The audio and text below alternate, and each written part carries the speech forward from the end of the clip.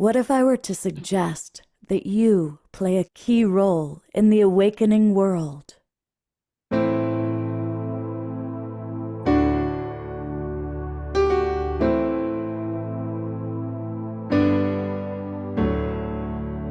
that you are watching this because you have heard the call.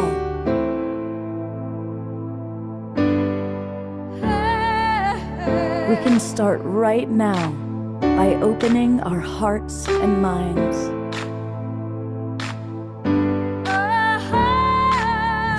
Welcome to the awakening world.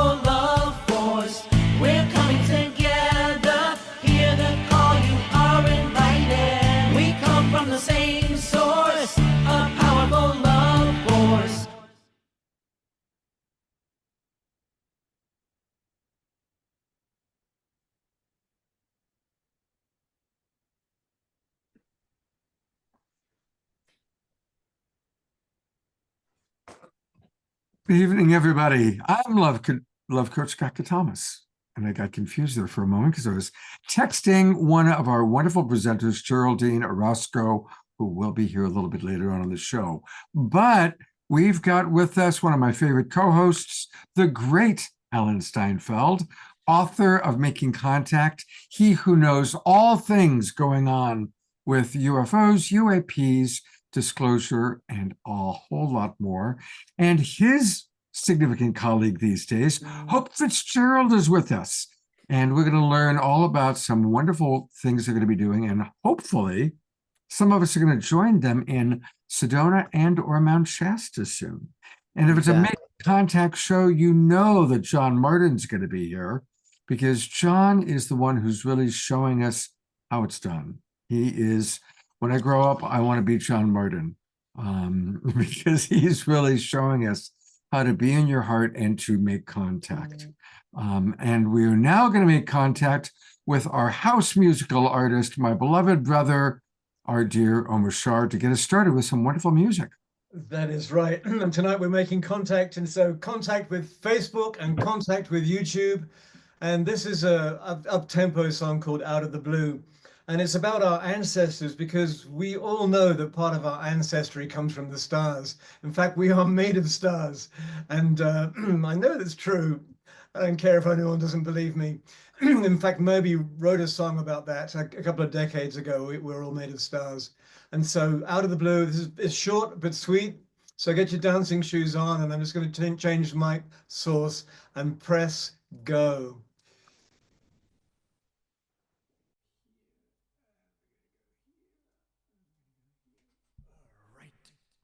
Woohoo.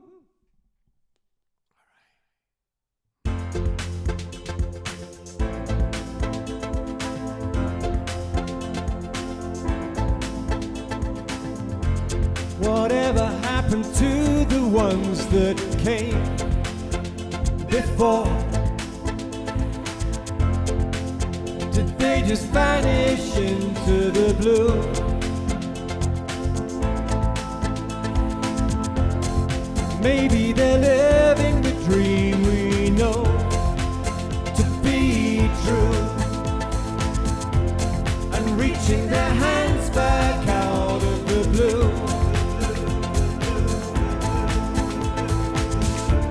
My heart is so ready to embrace all that's new.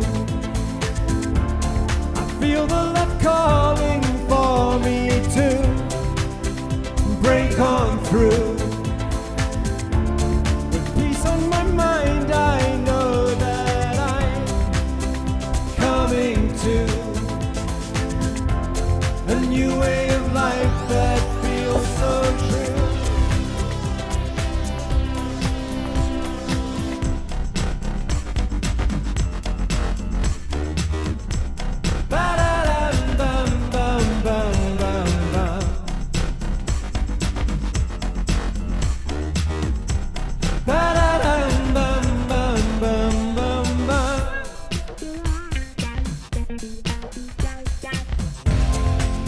There's nothing here to hold me back from you. The clouds of my life have blown away.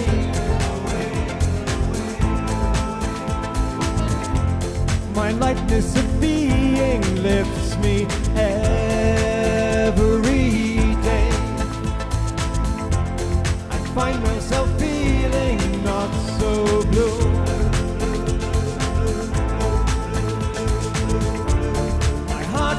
Ready to embrace all that's new. I feel the love calling for me to break on through.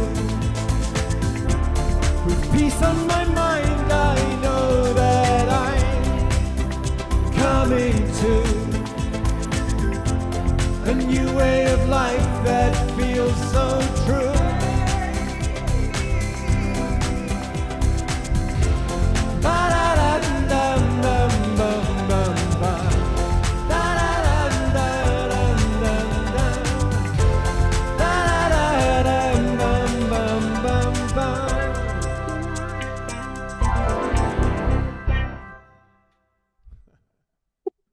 Oh, that got us off to a rocking and rolling start. Indeed it did. Wow, let's all give a big twinkle to Omashar there. That was awesome. Thank you. And Thank you. just jumped right in, moving and grooving and dancing away. I know, that was the opportunity right there. Absolutely, that was quite wonderful. Thank you, Omashar. And Omashar will be back with multiple songs. We also have John Martin with us, who's going to play a little guitar and has put together a video for us. So it's going to be a very, very fun and special show. And how come I'm not seeing myself right now? Did I accidentally hit? Here we go. Thank you very much, Omashar, who saves me multiple times per show. Hey, I wanted to, before I introduce Alan, I want to address some issues that have come up. I've gotten quite a few emails from people, and I want to address the challenge that we face in communicating with each other about difficult topics. And I recognize that certainly within our Global Peace Tribe, there are different political views, there are different beliefs, and we're all family. And we're here to demonstrate how family can hold space for each other, even if we have different beliefs and different ideas. I try to keep the show not too political. I recognize that right now there's a lot going on, obviously, in the world that's chaotic and scary for many people and having a very real impact, including a very real impact on some of the people in this room. So my request is for us to have empathy and compassion for anyone who has been impacted or is being impacted or is sharing about their impact. Let's have empathy and compassion. And let's not get lost in whether something is factually true or not, whether this belief is accurate or this thing is good. Let's avoid, we're not going to go into good, bad, right, wrong, but we're going to stay in compassionate care for each other. And I think for the most part, we do that. But a few people have reached out to me with concerns about some of the dialogue that's taken place in the chat room sometimes, and concerns about some of the things that may have been expressed by some of our recent presenters that in their passion may or may not be factually accurate. And so that's why I want to address that. And look, I'm a love coach. We're all about love. Let's keep it in a state of loving compassion. The last thing I'll say on that is that, as best as I can tell, the meaning of life is we're here to learn to love ourselves and each other. And the highest form of love is compassion. And the highest form of compassion is radical acceptance of others and radical acceptance of each other. So let's all practice that, okay? Thank you. That's my little opening thought. And now we get to tonight's show, because I'm really eager to hear from Alan Steinfeld.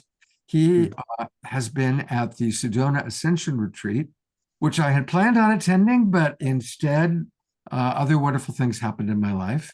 And so, Alan, tell us, what's the latest from the retreat? What's the latest from Sedona? Well, the retreat was fantastic. But first, I want to address what you just said, because as we go into the age of disclosure, we have to be compassionate human beings. These beings, whoever they are waiting for us to grow up. And if we can't get along with each other, how are we going to ever make friends with some beings that don't look like us, don't think like us, that we don't understand? So that's like the ground rules for making contact. If we're going to really get over ourselves to go out and meet what the universe has to offer, we have to be the humans we always thought we were, whatever Jesus said, or the great teachings. It's like the love and compassion. It should be a given, but I guess it's not. So anyway, I just wanted to address that. Yeah, thank you, Alan. That's a really important add-on. Thank you. Yeah, because really we have to grow. This is what these other beings are waiting for us to do, is grow up. We're like teenagers arguing with each other because we don't like what someone said or how they looked or what their baseball team is or a political party. It's like, does that really matter when you come down to just the core person itself? They're not their opinions. They're not their history. They're not their name. They are the infinite. We are the infinite. So how are you going to argue with the infinite? Absolutely. Okay. Although I do got to say, Dodger fans are the best. But other than that, I agree with everything you just said. All right. Well, that's the problem right there, Scott, because there's always an exception, right? I couldn't resist.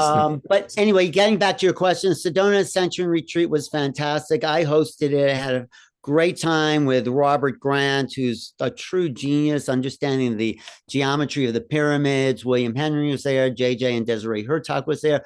So it was gearing us up for the ascension, which is something that Hope and I are doing as we come out to Sedona and call in these next level of being so we can raise our frequency. It's all about frequency and the change of thought. And this is actually happening in government. Not to switch topics a little bit, but The Age of Disclosure is a new movie out about insiders that are the people we look for to come forward so this thing can burst wide open and we don't have to keep the secrets or the illusions or the lies or the cover-ups. It is time we live in the age of disclosure. So there's a new movie out. It's not public yet, but it was just shown at the South by Southwest Festival called The Age of Disclosure with some of our favorite whistleblowers. So that's what's new on the disclosure front. And should we show a clip of that, Scott? Yes, please do. And also, while you're watching the clip, take a look at what Jeffrey put into the chat box after you start the clip. What? Oh, after I start the clip, put it in, Yeah. Look at the chat. Okay, I'm going to start the clip. Now, The Age of Disclosure is this latest film. And I don't know everything about disclosure, but I know what things pop up. So this is inside government sources, The Age of Disclosure. The American people are ready to receive the truth.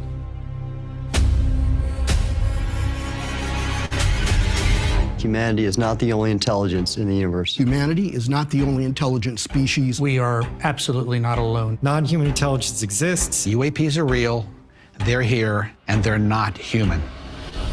I spent 25 years as a senior official with the CIA. I worked on highly classified UAP programs. 28 years as an astrophysicist. I served as the 4th Director of National Intelligence. Director of Aviation Security in the National Security Council. A one-star admiral after 32 years of service. People that come forward with this, I feel like they've taken their life in their own hands.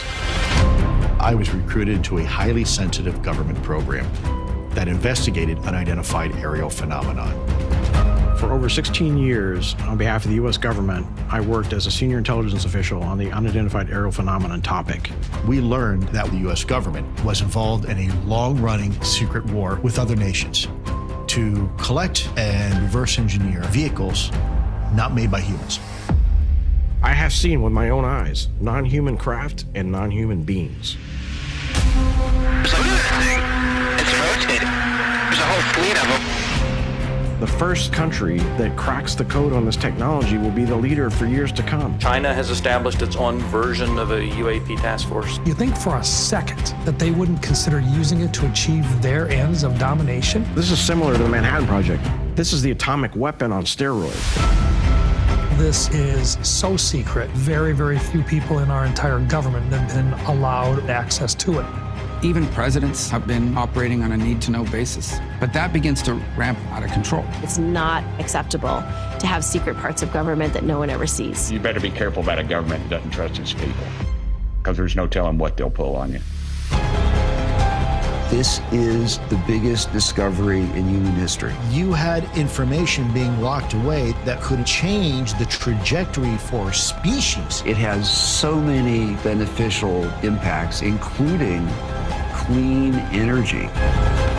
We should have disclosure today. We should have disclosure tomorrow. The time has come.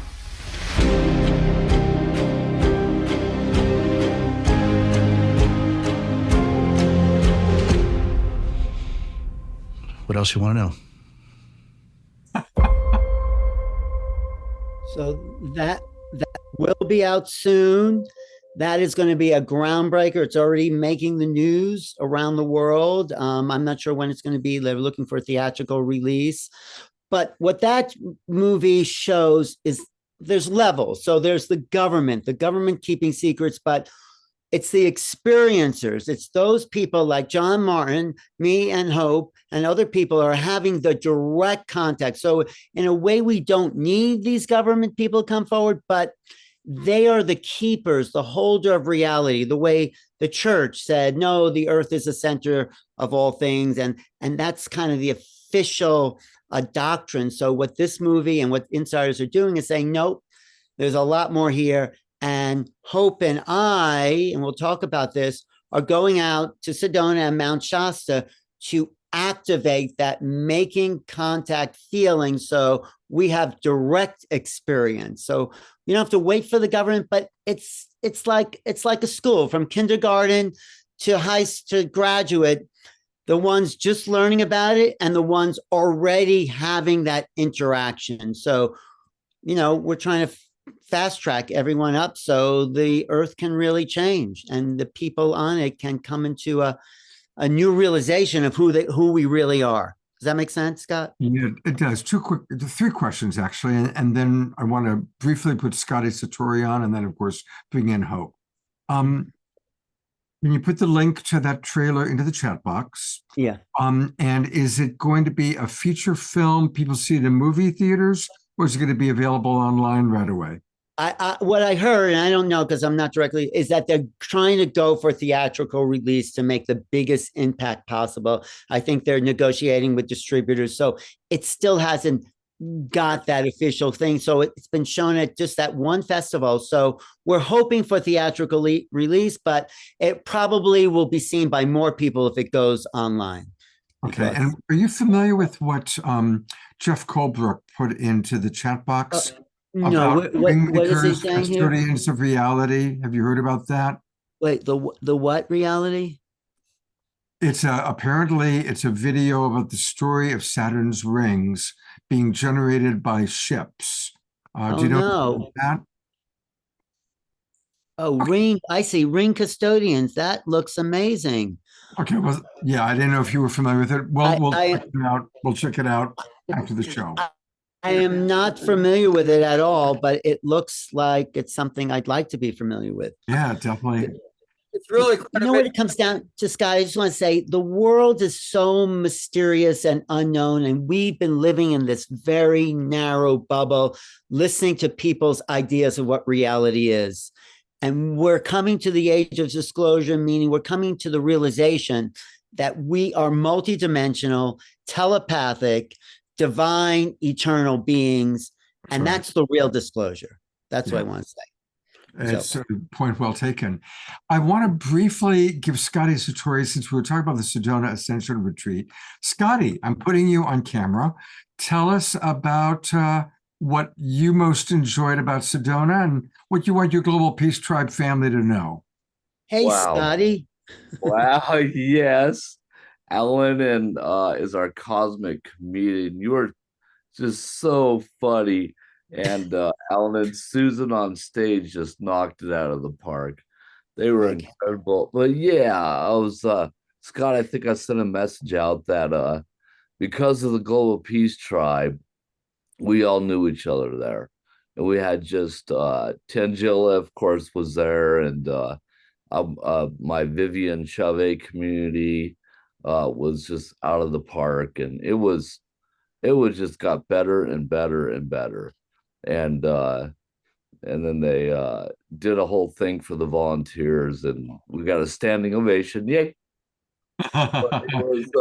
We rocked it out. We had a huge storm hit us right when I got there, so I left Colorado, and out of the snow, thinking sandals.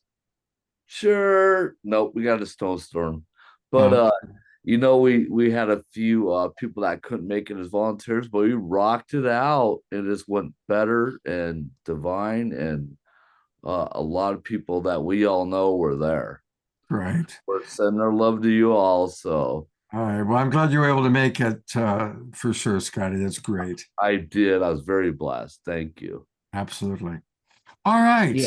I have to say, Scotty was a huge help there behind the scenes. He was just fantastic, right there on the spot for everyone. So, okay, sorry to interrupt you, Scott. Go ahead. He's definitely Scotty on the spot. Absolutely.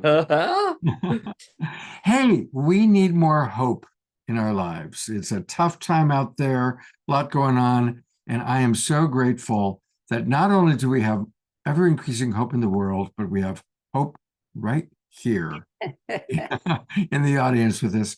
Welcome back to the Awakening World, Hope. Oh, thank you, Scott. So good to be with you again and with your lovely tribe, and to be presenting our incredible retreats that Alan and I have dreamed up through guidance. I might have mentioned every year I'm guided to bring a group somewhere in the world. And I never know where it's going to be until I get out my dowsing rods and start asking. So this year, it became clear that we were to stay in the US. Last year, I was at Mount Shasta. And this year, it turns out we were supposed to go to Sedona. And Alan and I have known each other quite a number of years. And we've often said, gee, we ought to do something together, blah, blah, blah. And then two things happened. I got this guidance that I was supposed to take a group to Sedona. And then I read Chris Bledsoe's book last fall. And I realized something and I hope that this audience will really understand this. I've been following the UFO phenomena for decades, just decades. I've read many books on the subject. I've taken some deep dives down some rabbit holes. But when I read Chris's book, I realized that I had sort of put the track of ufology over here and my spiritual life over here. And they were running a bit parallel, but they weren't together. And his book made me realize that I'm not alone in this. I think a lot of us have been observing, but not really getting involved. We didn't know maybe how to do it. We didn't for whatever reason, I know a lot of people did get involved and have gotten involved, but there are many of us on a spiritual track that just didn't know what to make of it and how to fit that in. And when I read Chris's book, I realized, oh, this is now the time to be stepping up on an individual basis. I'm speaking for myself, but I think it's true really for all of us. And start being a good neighbor by waving. And I know it seems so simple, but we can't let the government dictate how this is going to happen. If we come together individually in our own backyards or as a group, and we start waving, we start energetically raising our frequencies so that we can meet them somehow, have a communication of some kind to let them know we want to learn, we're good eggs, we want to make a difference, we want to do what I think they're going to help us with, and that is to make this leap of evolution that is right around the corner. That's what we've all been preparing for. That's what this chaos is about. We don't change when things are all very status quo. We change when the salad gets tossed, and we got to make something up or be available for a new idea. So then Alan and I started talking, and we realized, okay, this is an opportunity to take this personally, bring a group to Sedona, which is already so incredibly charged, and where there are a lot of sightings, and use this technology that I've been teaching for 15 years now called the infinity wave. And Scott, to your opening remarks about compassion and love, the infinity wave is a figure eight of flowing water. That's what the metaphor, the symbol is. But like many symbols, there's a lot behind it. So what's behind this figure eight of flowing water is 10th dimensional love and compassion. Now, we don't have to get in the weeds about 10th dimensional, but we just know it's very refined and it's very potent. And when we use that symbol to invite it into our lives, I mean, everybody who learns it ends up, having an experience pretty much of either calming down or feeling better or just going about their life with more ease. Flow equals love and compassion equals flow. So when we're in a flow state, we know that we are available to the universe, to our guide team, to our higher selves, to what is in the highest and best for us.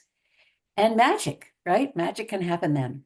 So my hypothesis is that this powerful frequency of the infinity wave will be the tool that will help people easily raise the frequency so that we can do this waving and maybe get a wave back. That's what we're looking for, some kind of wave back.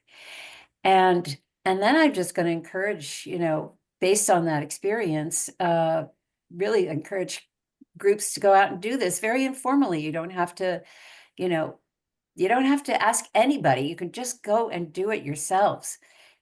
So then as Alan and I got talking, we realized, you know what, we really want to go to Mount Shasta too. So we added on a second workshop immediately following Sedona to go to Mount Shasta for similar reasons that we are going to Sedona, in that it is already a fully charged site and there are already many, many years of visitations there. So that's what we're up to and kind of why we're doing it. And, if all of us can stay in this frequency of love and compassion, and if we fall out of it, as human beings want to do, we have this symbol that we can just bring back into our mind's eye, put it around our bodies, put it in our hearts. This infinity wave will quickly and easily restore us to that state of love and compassion, which is automatically a non-judgmental state and a notch above 3D. So that's a kind of summary of what we're up to. And Alan, come on in and let's chat.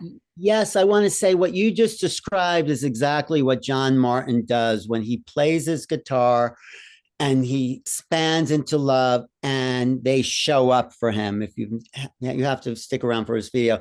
That's what we want to do collectively, because we feel if we bring two or more in that field and send out that wave of love, we totally expect these things to show up, because they're here, they're in Sedona, they're over Mount Shasta, and it's generating the mind field that will attract that like mind field. So this is where it transcends, okay, the government's saying something's there, but they're not saying what or why. Where we as the people of Earth, beyond governments, are saying it is time for us to make contact. That's what we're going for here. Beautiful. Yeah. I'm going to bring John up then for a moment, since you've talked about him, and we'll show John's video a little bit later. But John, of course, most of our audience knows you by now, but can you share a little bit about just the tips for any of us who are new at this, how to connect to our star family? Hope I resonated very deeply with what you were saying. And I found when you share the very best of yourself to the universe, each one of us are so unique. Each life is a fingerprint, really. And the universe has great interest in what we dedicate our lives to. You know, we've lived our lives in this very difficult third dimension, and we're here, every one of us tonight in this particular place, sharing very important news for the world, which is our star family are here. They love us. They care for us. And I make it a daily practice to go out and I play my music outside to our star family. I speak with them when I go outside. I share things that happen in my life, good and bad, and they make beautiful aeroglyphs in the sky out of clouds, which it's just absolutely amazing the levels of connection you can make with our star family. And what I'm really hopeful for is that so many more of us will try, and I can only imagine the magnitude of the entire universe pouring its beautiful energy into our daily challenges. And that's why I do that, Scott. It's beautiful. Well, I'm wondering if you'd be willing, this is a little different than what I've asked you to do before. I know you have your guitar with you, and if you'd be willing to play guitar, but then maybe talk to the audience the way you talk to the star family, or go ahead and talk to the star family the way that you do, because you model so beautifully the combination of playing your beautiful music and gently sharing, asking, connecting. And again, it's a beautiful modeling.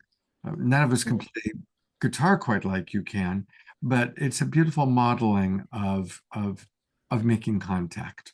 Can I suggest one thing, Scott? Maybe when John's playing the guitar and asks, maybe Hope can activate the affinity wave so that music kind of carries us into the infinite.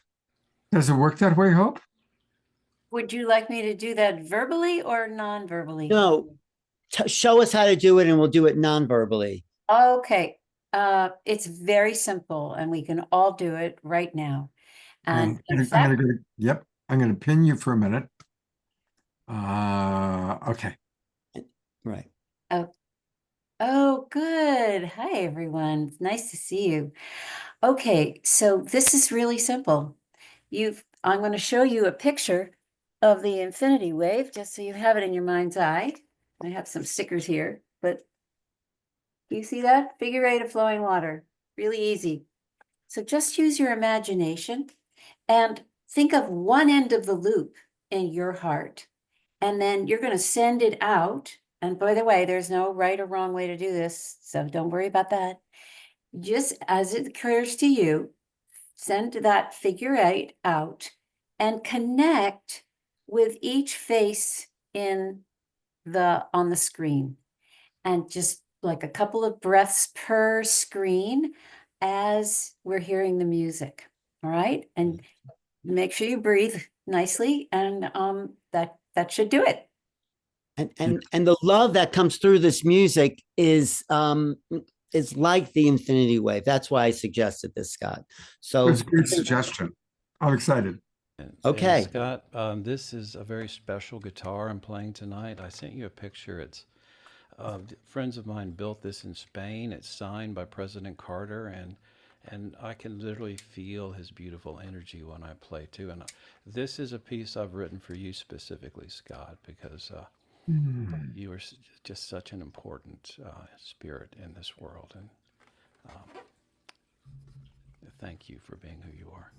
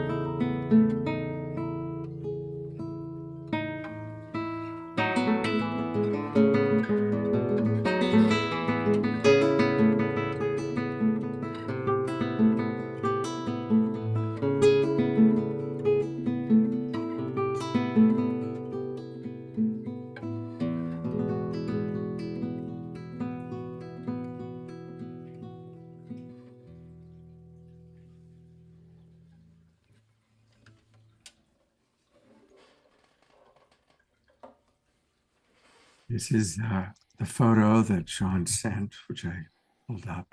So it gives us a chance to see the beautiful guitar that he just played. And let's just have a moment of silence. I'm going to go back to gallery view, and I invite us just all to imagine that infinity wave, that flowing water shaped like an 8 that Hope showed us, and just feeling our hearts connecting with the hearts of everybody in the room, in the Zoom room, connecting with the hearts of those of you watching on Facebook and on YouTube, and flowing with the hearts of all of humanity, and flowing with the hearts with our galactic family up in the sky. And maybe John can bring in some of his way he talks to the beloveds. That's a wonderful idea. I was saying, hello, beautiful ones. It is such a pleasure to be with you tonight. Every time I see you, it's an honor and a pleasure, my dear friends. Love you very much, and I can feel your love that you send to me as well. And it is always the greatest of pleasures for me to be with you tonight. And if you can, I would so love to see you, and it would be a great honor and pleasure, dear ones.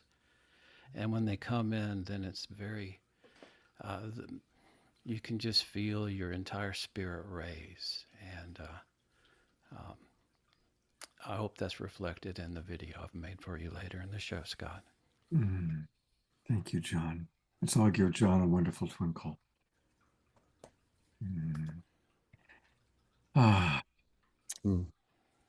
I'm going to go to our other guest who's been patiently waiting.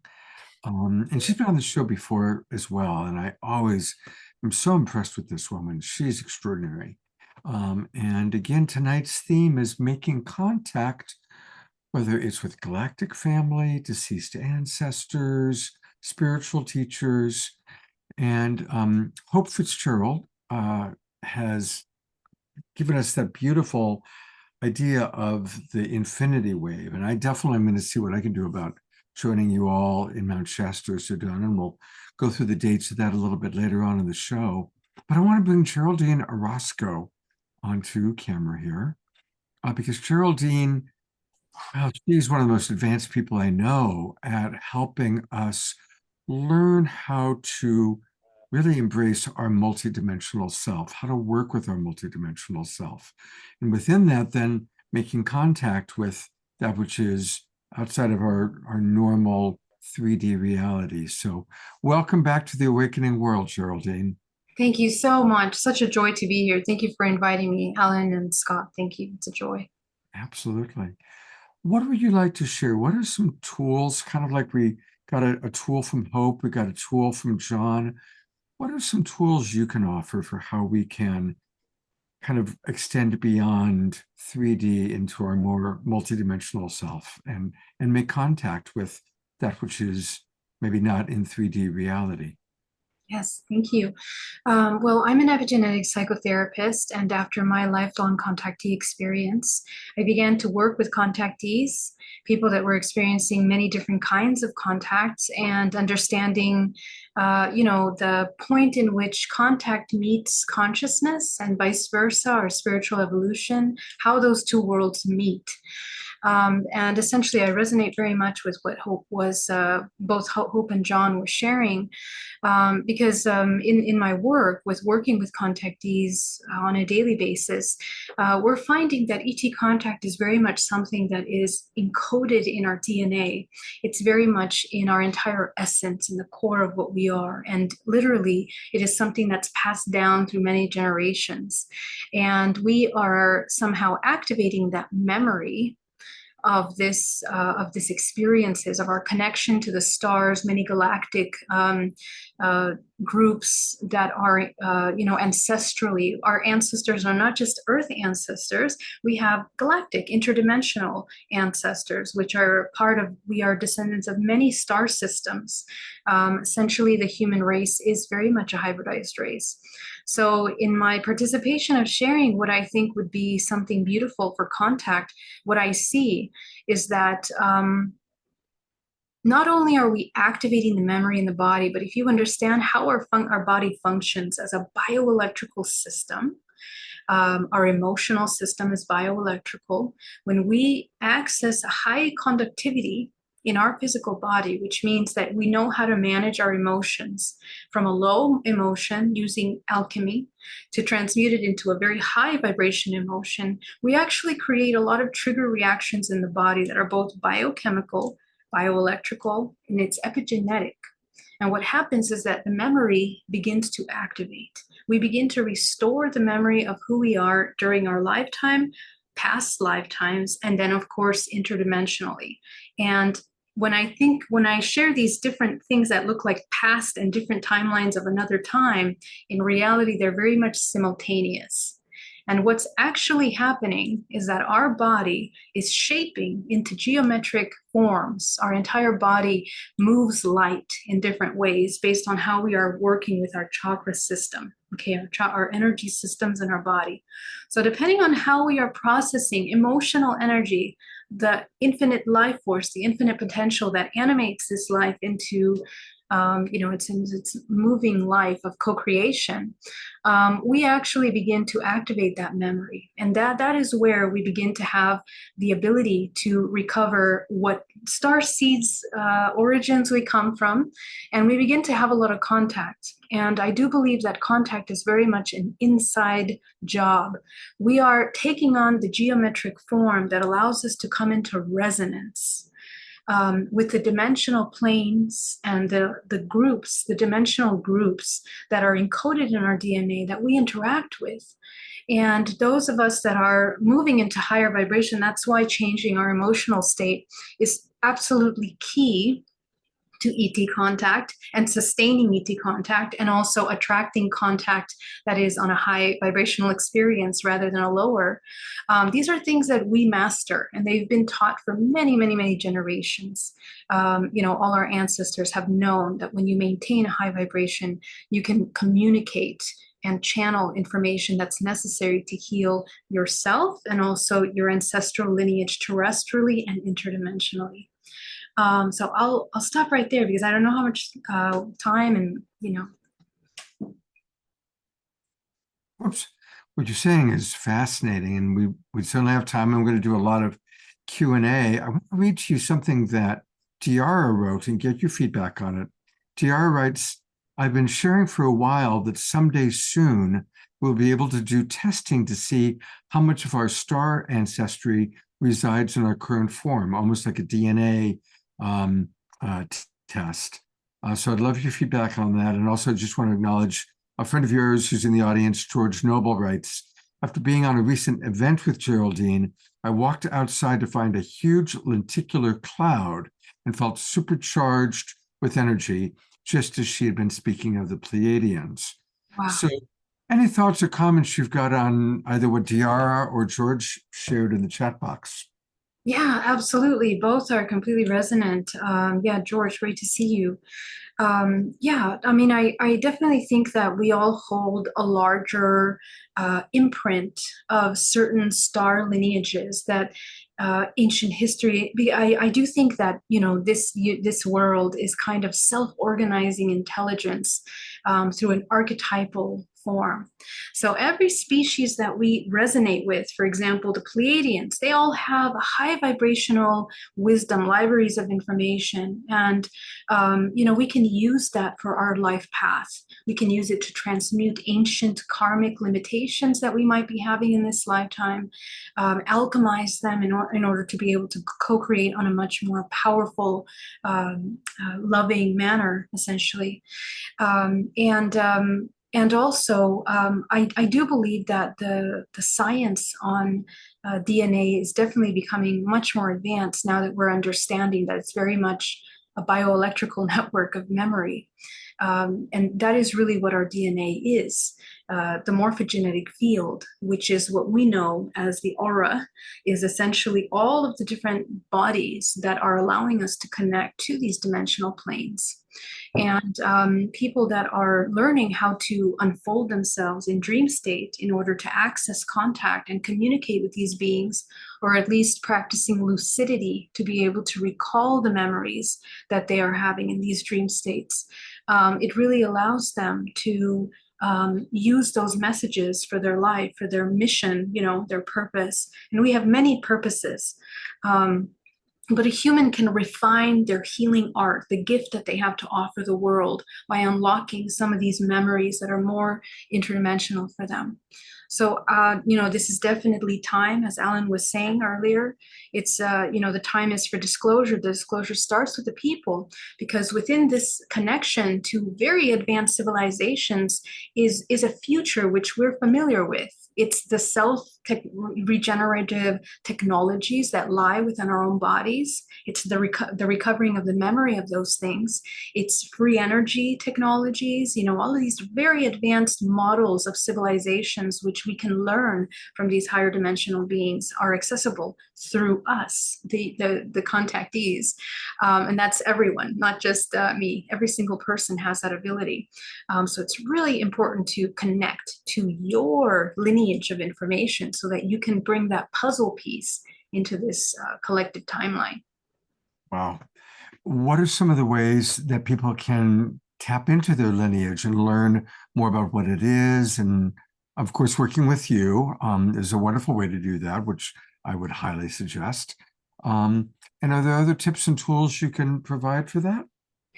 Yes, well, meditation is an absolute, the cultivation of the mind, the silencing and the learning to control the emotions from a place of imbalance into a place of self-regulation is absolutely key, because this is how you learn to master the way that you're moving your energy through your body. And essentially, when you come into the alchemy of the heart center, when you expand your heart your vortex begins to spin much faster, and you become a Merkaba. You become an orb. You become a light that begins to travel interdimensionally, just like other beings are visiting us from other dimensions. They take on the orb shape with many different geometric forms. So humans have that capacity as well, and so we have to learn how to develop that. We also can communicate telepathically and remote view, and these are really basic tools that are going to be part of the new survival kit, essentially, of the new human race, which we're coming into at this time. So the tools for that is, of course, the cultivation, silencing of the monkey mind that always wants to put us in states of survival and fear, old model of existing, into love, connection, absolute authenticity, the ability to connect in a way that is fearless. All of that is a very vibrational state that allows you to connect to the network of intercommunication. So there's a lot of little steps that we're going to need to learn how to cultivate authenticity, understand what is truth, because we have many layers of things that we are hiding even from ourselves. And those are kind of magnified, and they are also mirrored in these kinds of experiences. So we have to keep that in mind, that it's a very interconnected system of experience. So as we cultivate learning what is unconditional love, truly mind, body, and soul, bioelectrically, these systems begin to connect inside the body. We become more conducive, which allows us to recall our dreams. Okay, so practicing lucidity in waking state allows you to practice lucidity in dream state. And the more lucid you are in dream state, the more you can apply your free will of co-creation. So those are kind of some steps that are important. And of course, for that is grounding, come into your body. That's a lot of wonderful work that you can do there. Beautiful. Well, we're going to have much more of Geraldine just in a few minutes. I know Hope needs to go because she is going to be celebrating her birthday with her beloved husband, and they're going away on a trip tomorrow. She's got to pack, and she's on East Coast time. So, Hope, I wanted to give you a chance to share any kind of last thoughts before you shift from the awakening world into Hope birthday time. Well, thank you, Scott. And I think what I'm going to do is just take myself off camera and listen to the rest of the show as I pack my suitcase so I don't miss anything, because it's so great. And I really loved your music, John, and would love to stay in contact. And Geraldine, I'm loving what you're saying. And, the ability to stay in that higher state above the emotions, that's a big piece of why the infinity wave is here, that it is to regulate us and to cause a state change in our emotional. So if we're upset or whatever it is, when we start to do the wave, we just calm right down. And so that you're encouraging me even more that my hypothesis might turn out to be, true, that if we use that out in the desert and out in the rocks and whatever, we will generate, some contact. And John, what you said as well, your presence is so sweet and loving and just beautiful. And I remember hearing Chris Bledsoe say that emotions play a role, the higher emotions play a role in this contact. And I think you really demonstrated that beautifully tonight. So, and then you explained it, Geraldine. So, wow, what a great show. Right. Hey, Hope and I were chatting back and forth, John, and we want to see if you want to join us somehow in Sedona, April 30th to May 4th with that, because just having you there, they're bound to show up. No, it may even be a possibility. Alan, a very wonderful thing occurred, and so we'll talk. Absolutely. Okay, let's talk. I think I have your number, and I'll get Hope in on the call. And Scott, before Hope goes, or maybe after I have the video of what's happening there. Yeah, so here's what I'd like to do. I'm going to put the spotlight on Hope one more time. because I want us to do a little birthday thing for her. Oh, no. Oh, yeah. And then we're going to go to Omashar for a song, and then we'll come back to Alan for his next video. But I am going to pin you, Hope, for a minute here, because there is a tradition in Global Peace Tribe, which is when it's somebody's birthday, we're going to ask you to share with us what you want to experience during this next cycle around the sun, during the next year. And we're all going to hold that vision for you, because we are all powerful manifestors. And when you have multiple people holding a vision for you, it helps make it come true. So would you be willing to share with us at least some of the things or something that you would like to manifest and experience between now and a year from now? Wow, that's quite something. Thank you.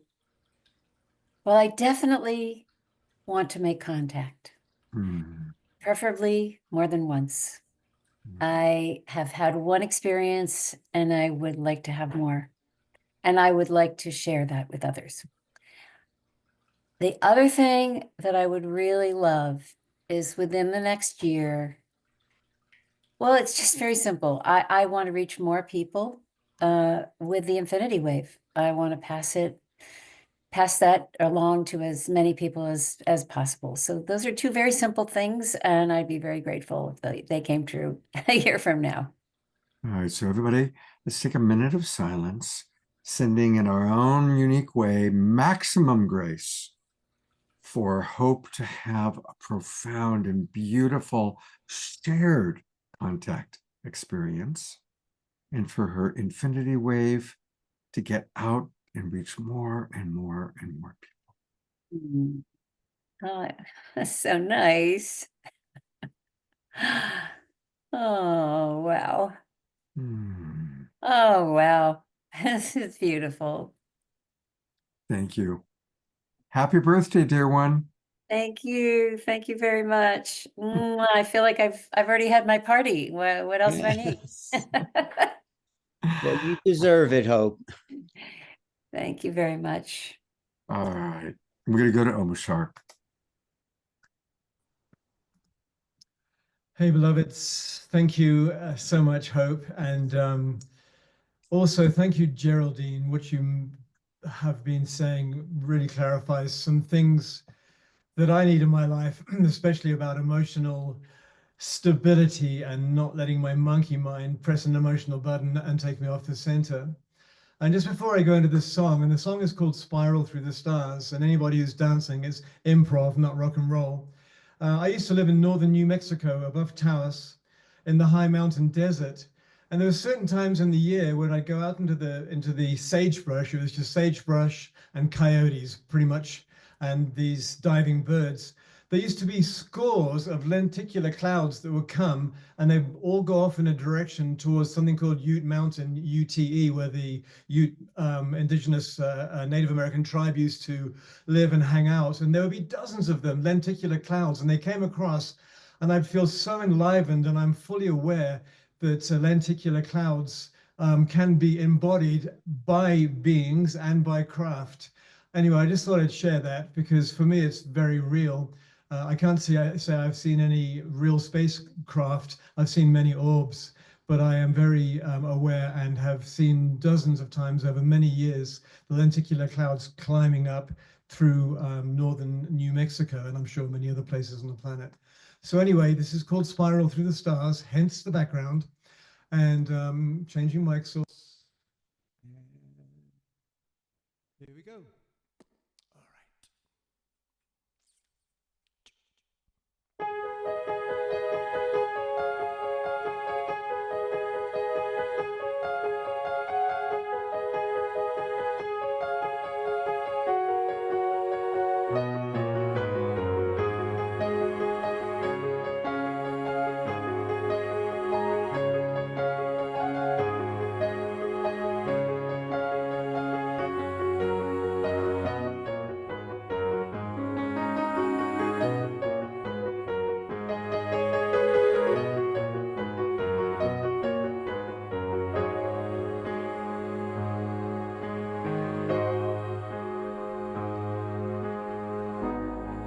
This tale I tell, it has no ending. I'd like you to know we are all on an incredible journey, a traveling show. I've been looking at you in your homelands, watching you grow, weaving light into creation, a heavenly glow. I have been inside you for so long, I will be with you forever. Come with me, let's spiral through the stars.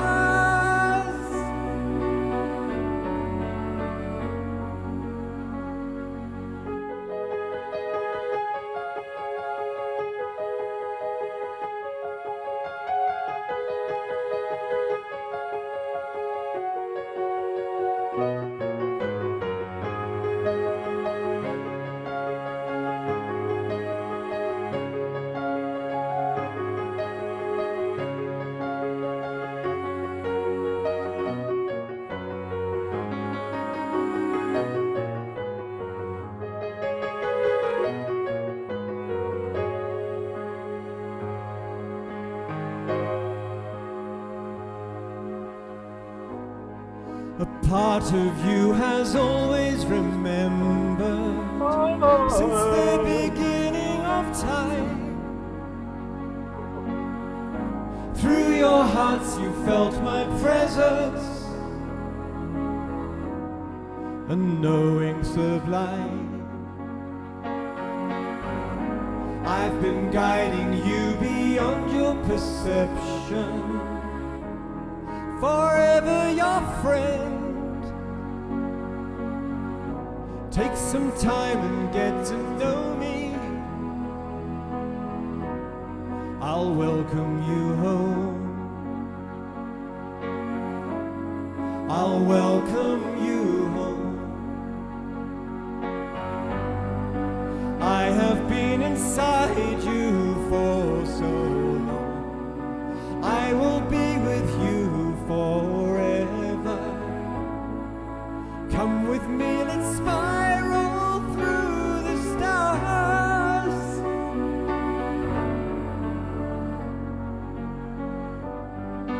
We have been inside you for so long, we will be with you forever. We'll come with you and spiral through the stars.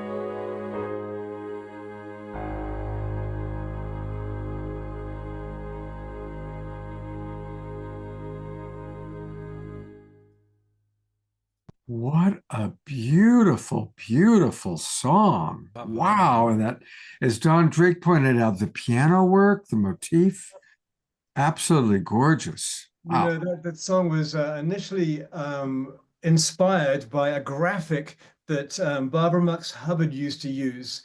And on the front of her magazines and posters, there was a picture of an Earth, and it was spiraling through the universe.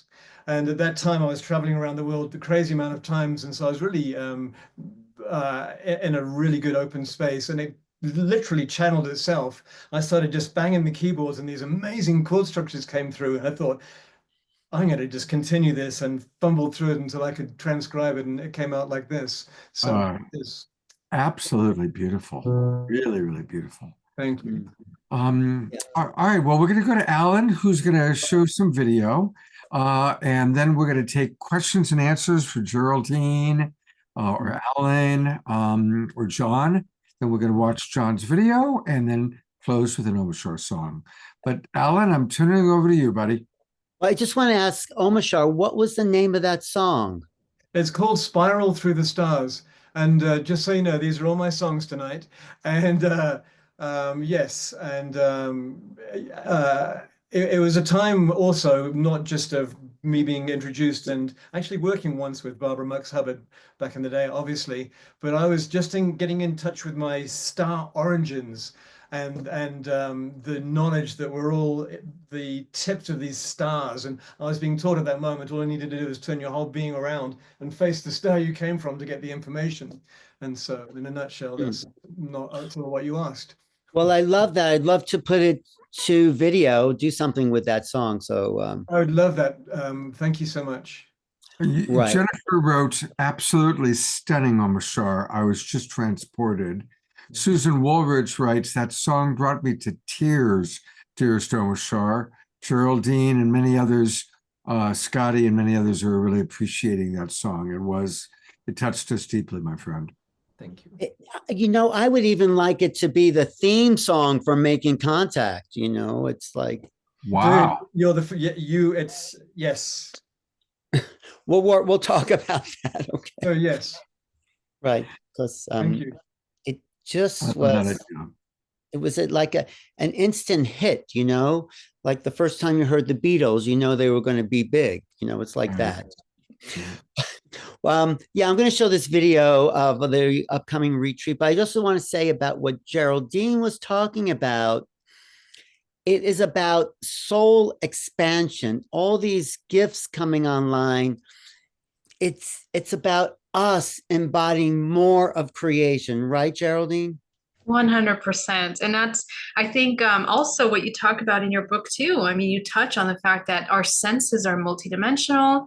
Contact is multidimensional. We're expanding our senses from just the idea that we can only see things to perceive things to the many senses that we need to use moving forward. Exactly. And your work is touching on accessing those other senses. Yes, right. Exactly. And what John and Hope were talking about, this expansion, that's our basic sense, this feeling, because we need that to be the humans we're supposed to be, in my opinion. That's right. Well, thanks so much for being here. I'm going to show this little video. Maybe you'll join us in Sedona, Geraldine. Okay, this is a video I put together, Scott. Some of what is based on my book, but this is a little promo for the Sedona retreat that is just kind of fun.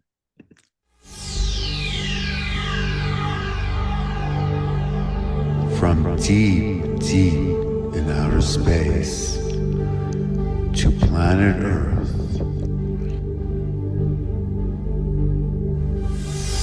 to the red rocks of Sedona, comes a time, an event, a place, a message of making contact. There is no better time for making contact. This is most needed at this time because making contact presents the opportunity for us to prepare to meet advanced civilizations. Thanks, George, for the introduction. I'm Alan Steinfeld, the author of Making Contact, and along with Hope Fitzgerald, the creator of the Infinity Wave, we are inviting you to join us on a sacred journey to the enchanted lands of Sedona. These beautiful red rocks will create the background for us to tap into the infinite self as well as the cosmic others. April 30th to May 4th, this Sedona retreat is designed to be on the land. We'll come together to exchange stories, raise our frequencies, and call in our star family awaiting our invitation. We'll also be guided to these vortexes through meditations with Peter Sterling and his beautiful harp music.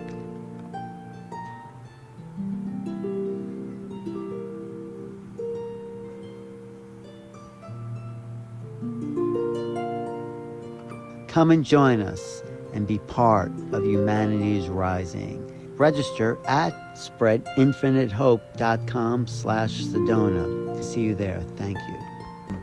George, any final comments? Someday, somehow in the future, the conflicts that have plagued our species for eons will come to an end. And by making contact, we will take our rightful place among the stars. Okay. Thanks. Fun video, Alan. That's really fun. Is there a website, a link where people can go to get more information and register and all that? Yeah, I'm going to put that in the chat, but it's Spread Infinite Hope /Sedona, but also the Shasta retreats on there. But I'm going to put all that in the website. I'm glad you like the video. It's nice to get an assist from George Norrie, who he read the forward to my book, and so, or he wrote the forward and read it, and so I took clips of that forward and put it into this video. So I'm going to put that in there, and I invite everyone to join me and Hope, and who knows, maybe John Martin live there in Sedona somewhere. To I'm going to bring up our presenters, and this is a good time now for if there's any questions that anybody has. And there actually was a question. I was tracking what's going on Facebook. And there's a question that came in for you, Geraldine. Wondering, this is somebody who apparently has had both negative experiences with ET and also is longing for positive experiences. And I think it's a woman. It sounds like she wants to know how to resolve, why did she have such a traumatic experience? And how can she resolve that and make it safe to have a more positive experience? Yeah, I think one of the things that we need to dispel as experiencing the human experience temporarily is that, there's always going to be positive and negative to all kinds of experiences that we have. In every form that we take, there's always there's a bit of that contrast, at least in these dimensions that we're exploring at this time. So it's important to understand that because, we've made many conscious and unconscious agreements in many lives. And remember, lives are not something that are in the past. They are happening now. They are simultaneous to this timeline.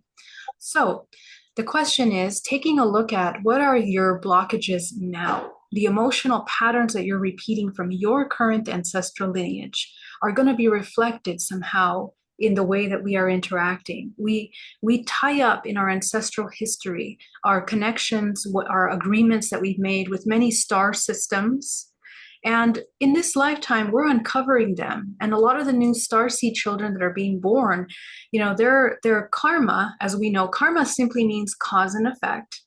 So the way that they experience their life will be actually even more focused on the interstellar karmic expansion of their life. We are clearing up this ancestral history, together. Every human clears up ancestral, has the opportunity, the invitation that through their healing work, through their trauma work, their emotional healing, we can open up and activate our level of conductivity, bioelectricity, to recover the memory of everything that we are. So as we integrate negative experiences in this terrestrial life, emotional blockages, we can expand and open up that memory, and that will allow you to have a bit more free will. So number one key, learn to master your emotional state, because sometimes we actually encounter really high vibrational experiences, but because we're not prepared emotionally, we're very fearful of the unknown. We end up becoming traumatized by experiences. And sometimes they're not always actually designed to be, terrifying. Later, when you go through hypnosis, you begin to recover the memory, and then you really understand what you were doing there. And it takes time, because right now, remember that our mind is really heavily conditioned right now. We're indoctrinated with belief systems of the matrix, limiting belief systems about ourselves, about the world around us. All of that has to dissolve in order for us to be able to conceptualize much larger concepts, unity concepts, the language that these beings are speaking, our are way more expansive. So we have to prepare ourselves emotionally to expand the range of perception and understanding as we enter these worlds, these unknown worlds, unknown levels of understanding and seeing ourselves as humans, as multidimensional humans. So never fear. There is never anything to fear. The only thing to fear is the fear that we haven't conquered within ourselves. That's the thing that we have to address head on. And the invitation of this time is to take time to do that. You can alchemize in any experience, even if it's negative, by pausing, and from that 0 point, the neutral 0 point of non-judgmental, is where you begin to alchemize all experiences, and you can choose and shift the timeline in how you're engaging with those beings. That is not only proven from my own personal experiences, many experiences, but working with people one-on-one, teaching them to alchemize within their contact by becoming lucid and then shifting the experience. So we have a lot of power to co-create. We're creators and we're creating. So we have to take responsibility for what we're creating, basically. Okay, I hope that's understandable. Well, it's really interesting. I've got a thought and then a question. You know, the last time we did a Making Contact show, we had Whitley Strieber on, and he was, and that's been his journey. You know, of course, he wrote the book Communion, and initially his experience was very frightening. But over the decades, it's evolved into his understanding that it's a much more profound, long-term spiritual journey that he's been on with, he calls them the visitors. So wanting to find that balance, because if someone has trauma, we want to have compassion and empathy for the trauma. We don't want to enable ongoing victim story. We also want to have empathy for the trauma. So how do you suggest the balance of that? Exactly. All human experiences start with how we have integrated our trauma. Okay, even our everyday life. Our everyday life is going to be very traumatic as well if we don't work on our trauma, on because trauma are very powerful belief systems. And, you know, at the time of the trauma, there's a split between ourselves. It's a disassociation within ourselves. So those splits have to be reintegrated. Every time that we experience something that is unknown to us, we don't know how to respond. In the library of memory, we can't pull from there to know how to respond to an experience. The disassociation happens. So how do you fix that? Is that you reintegrate that aspect of yourself by broadening the perception of that part of you into a broader perception. For that, you need to put yourself in other people's shoes. You need to understand their perception. Again, from that 0 point, the neutral 0 point of non-judgment, in which you are able to expand your compassion beyond just your limiting perception. That is the alchemy. That's the true alchemy. And that is the love, because from there you begin to understand love, what it means to embody the true unconditional love, in which you can see yourself, your errors, your limitations, your fears, and still embrace yourself fully. That is not just an emotional state. It changes biochemically, bioelectrically, which is the most important for ET contact, is your bioelectrical, which is rooted in emotions, that allows you to shift the expansion of your field, move at a faster rate, spinning faster. And this implosion that occurs within you is what allows you to unite with all things. You become one. You're expanding your understanding into that oneness. So that is essentially the alchemy. And the body begins to take on different geometric forms as a result of how you are expanding the way you move light through your body. So energy, life force, creative life force, that's through your emotions. You are choosing how to use that energy through your body. So one last thing, every single trauma is like a little point. It's a little block, a crystallized system of energy in your body. As you begin to unravel that, you can open up your space, which allows you to see more clearly things. Therefore, you don't have filters, because a lot of trauma occurs because we have very strong filters of perceptions that don't really let us see things as they are. And there are many levels of understanding for things that we have to evolve. As a human race, we're very young. We're still very immature. We need to advance in our spiritual maturity, in our way to expand our compassion for ourselves and others. So, yeah. In my coaching work, Geraldine, I call those veils of past pain. And when I work with clients, it's like, okay, let's identify what are the veils of past pain that come down that get in the way of us seeing another person or situation clearly. Exactly. Stay in contact. Yeah, go ahead. I was going to go to your website because what I had on file for you was bayareameditation.com. But when I'm going there, it's taking me to a very strange place that I do not think Geraldine Orozco. So could you put your... That was my old website. We changed to Geraldine Orozco now because we're kind of a little more international than Bay Area. So it's under my name now, GeraldineOrozco.com. Yeah. Excuse me, I'm sneezing. All right, I will put that in the website and we'll go there in a little bit. Thank you. Alan, there's a question that came in from Facebook for you. And that is, as you are so connected to the disclosure movement, what's happening with Trump and disclosure? Well, that's a good question. Of course, Trump, you know, he says things and he said a lot of things. I think he put some great people in place. Tulsi Gabbard wants the truth. There's a bunch of other people. I know Paulina Luna, who was on the congressional committee, Nancy Mace. It's actually a bipartisan effort. Even Chuck Schumer. They're trying to fight the Pentagon in a sense. The Democrats and Republicans have come together because they know they're being lied to by those in charge. So Trump, I think, is trying, or he says he is, to get to open transparency. He said he would solve the drone problem or address it. He really didn't. He went and talked to someone inside, I don't know, the Air Force or something. He said, what's going on with those drones? They said, oh, it's just military. I mean, it didn't address the question. And actually 60 Minutes just did a whole thing last weekend about how the drone question in New Jersey at Langley Air Force Base has not been addressed. You know, these objects flying over restricted military base and no one is shooting them down. There's something wrong with that picture.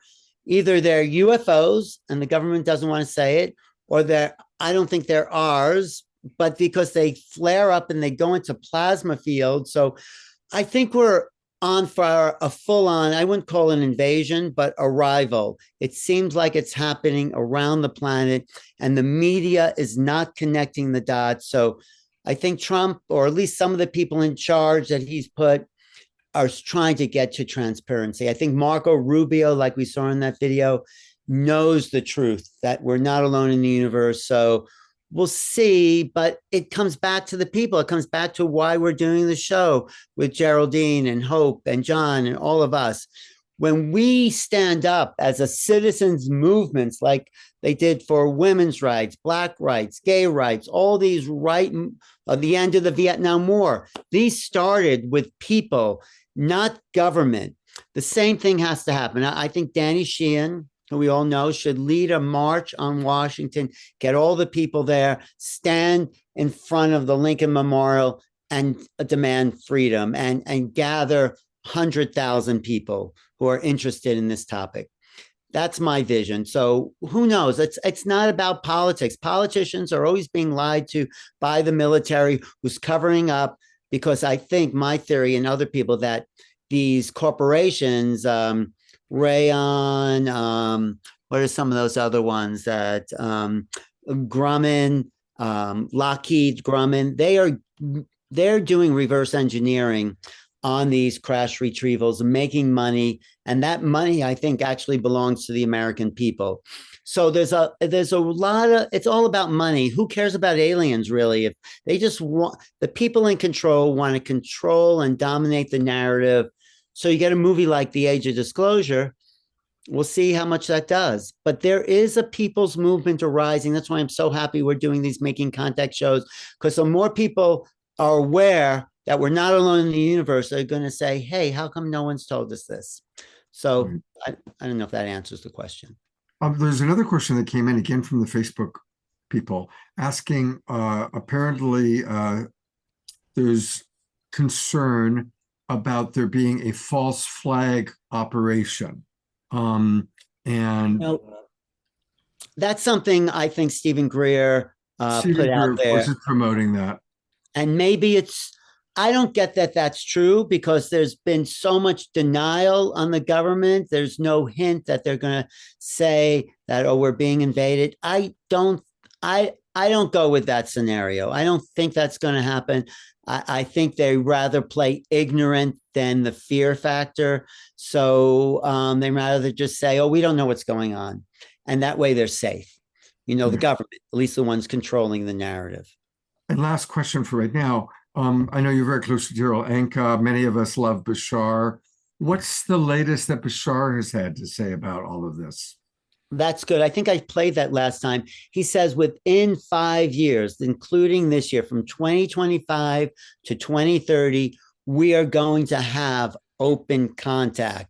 And he says that's a very, very high percentage. And the first beings that will show up, the ones that look more like us, the Nordics, and then we'll get stranger and stranger beings. I think he just said this last weekend at the Sedona Ascension Retreat, but he said it over. That's his message.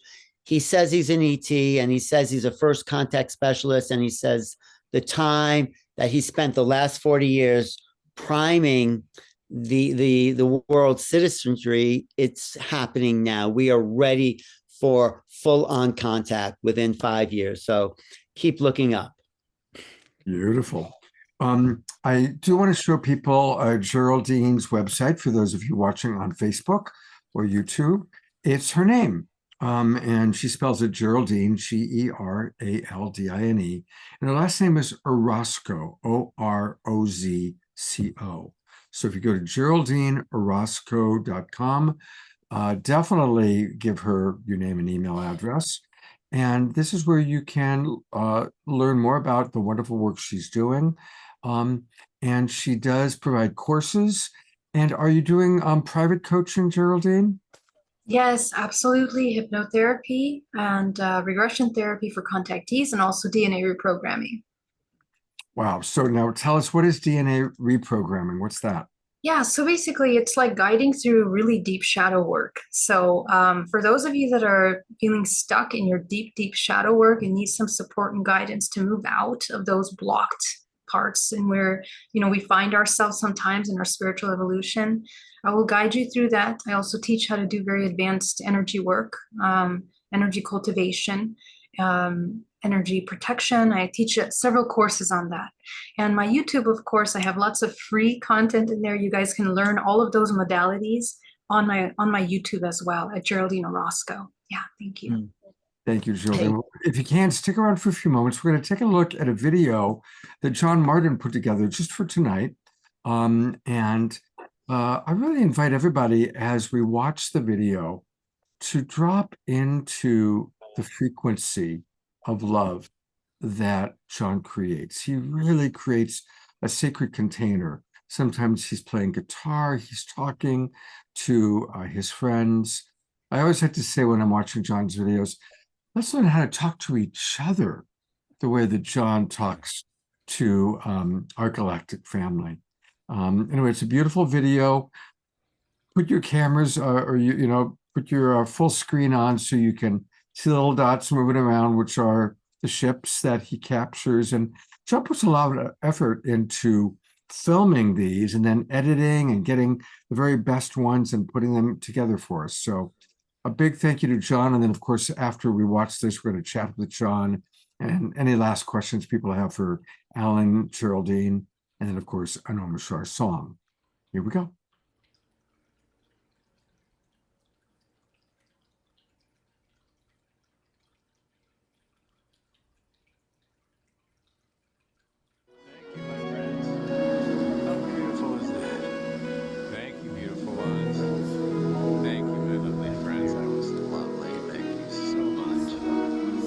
Hey, beautiful ones. Hey, my gorgeous friends.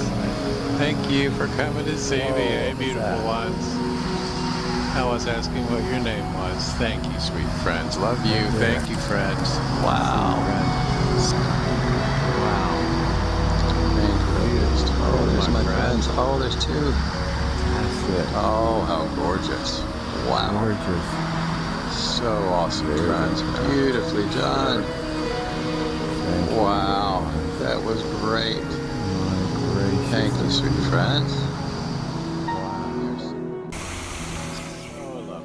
Hey. Gorgeous. Hey, friends. Thank you, my friends. Beautifully done. Matilda, don't pull on me now. Beautiful. Hey, friends. Oh, my gracious. Beautiful. Hey, dear friends.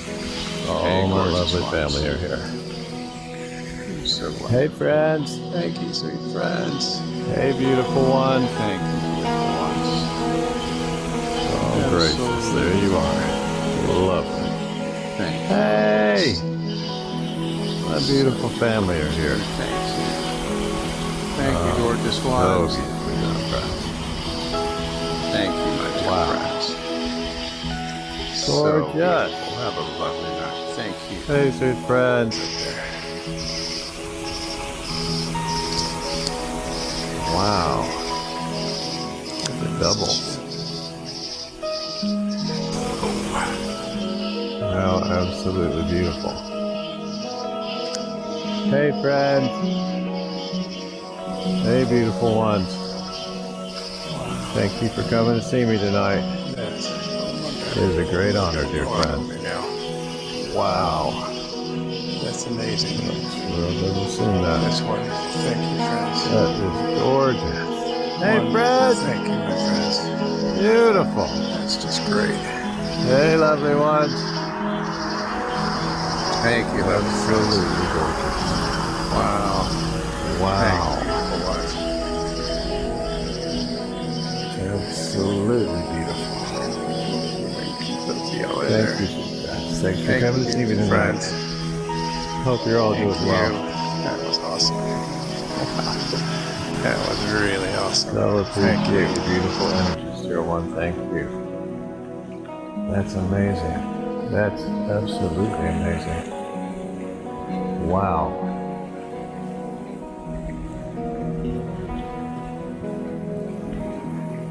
Gorgeous, friends. Wow.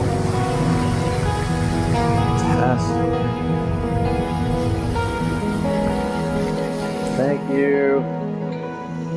Thank you, my sweet friends. Love y'all. It's never random, is it, friends? Wow. That's the greatest thing you've ever seen. Wow, friends.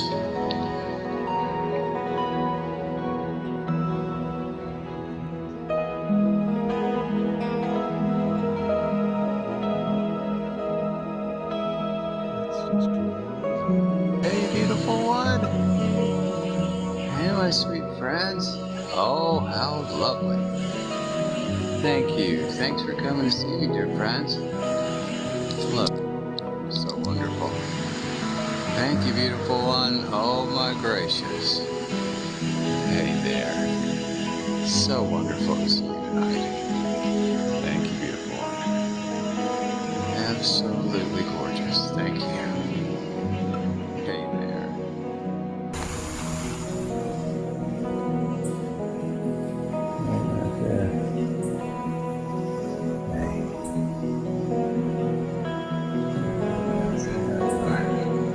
Wow. Thank you, friend. Oh, how beautiful. Thank you, gorgeous ones. With the universe. And that's what happens is you're just naturally aligned with something that's so inspiring and so beautiful and so important and so loving and giving.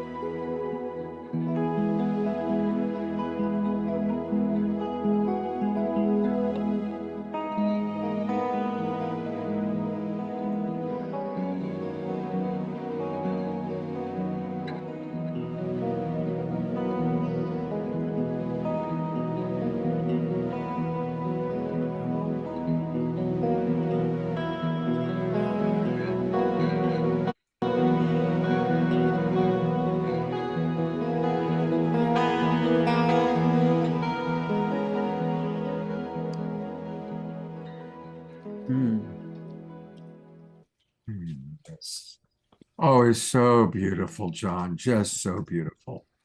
Thanks. And that book, by the way, a reminder that John's wonderful book, The Universe Loves You. The universe certainly loves John because he loves the universe. You can get that book on Amazon, and I highly recommend it. Go ahead, You Alan. know, Scott, if we had a group of people with everyone putting out that energy of love, because it's not just seeing it. I think even more amazing is feeling it, John. The universe responds to our emotion. It's reflection of who we are. Everything is. That's why those people wanting to make weapons, they're not making the contact people like John are, because the vibration of these beings is one of a higher elevation. Last time I showed that clip from Jacob Barber. You remember him? Remember that one?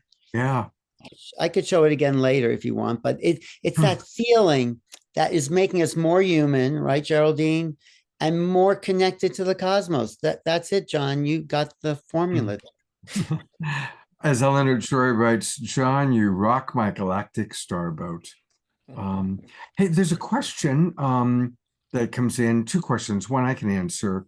The spring equinox is at 8:01 a.m. Pacific time, 5 a.m. tomorrow Eastern. 5 a.m. Eastern, 8 a.m.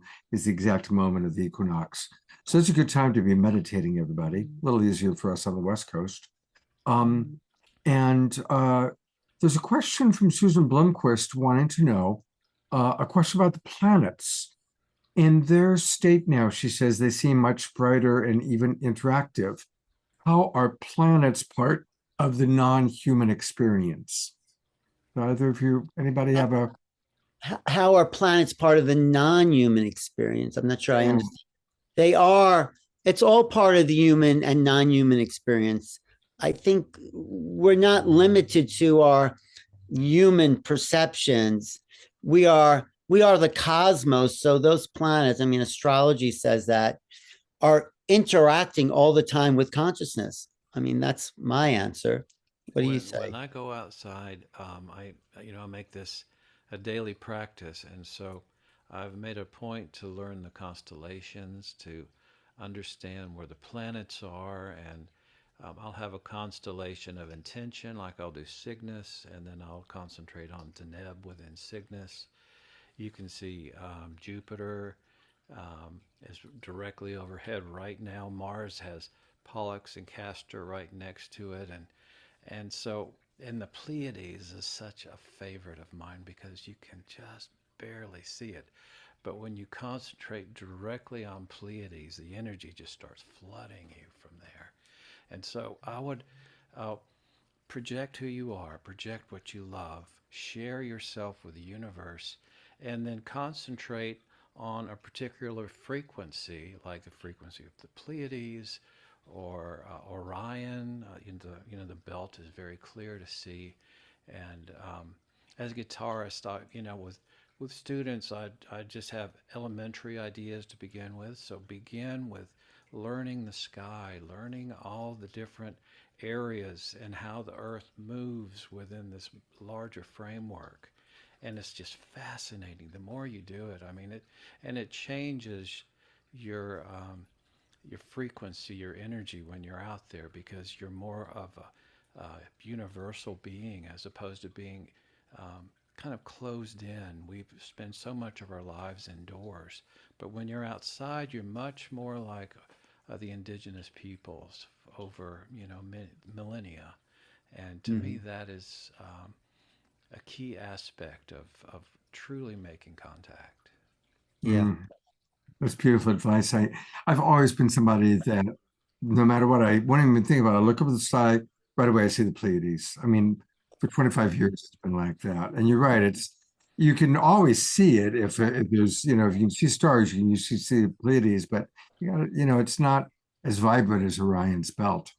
Do any of you know anything about the idea that all the planets are transforming, that something about the photon belt and the galactic equator? Do any of you have any knowledge or information about that?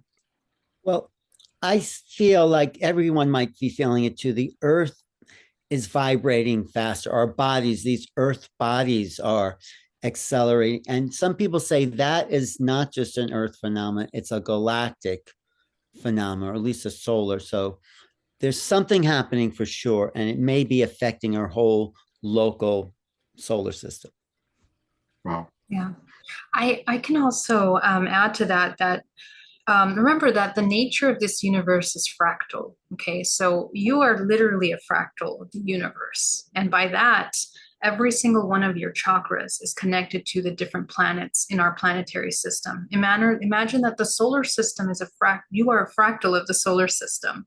Each one of those planets are connected to each chakra, and they will affect how you feel every time that there are major transitions, cosmic movements, changes, and solar flare energy. Very much is connected to our DNA as well, and how we are feeling and experiencing, because we're energy beings.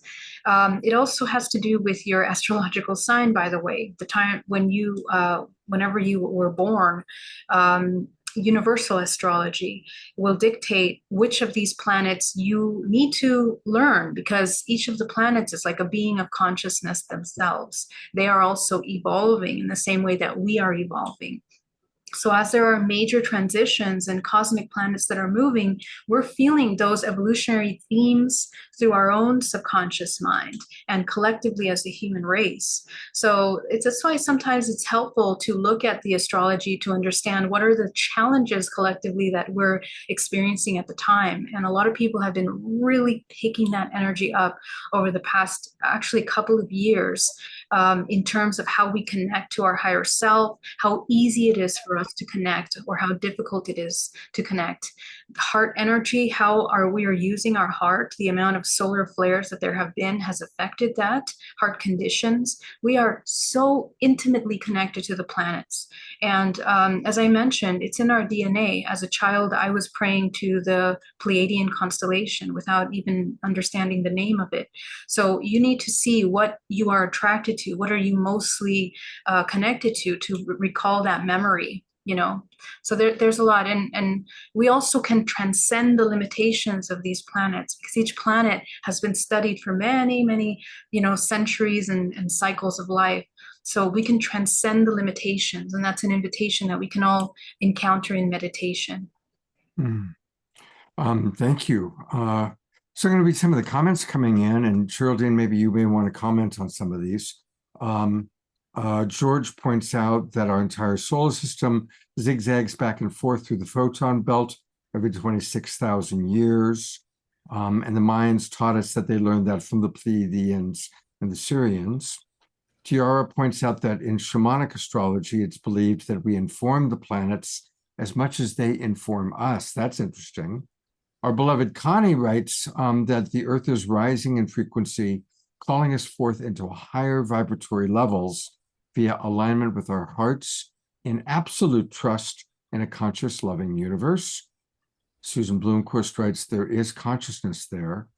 Adora writes, that there are entire summits happening about what's going on celestially. And Susan S. writes, outer planets are moving to 0 point and shifting from water and earth to fire and air, affecting the collective consciousness.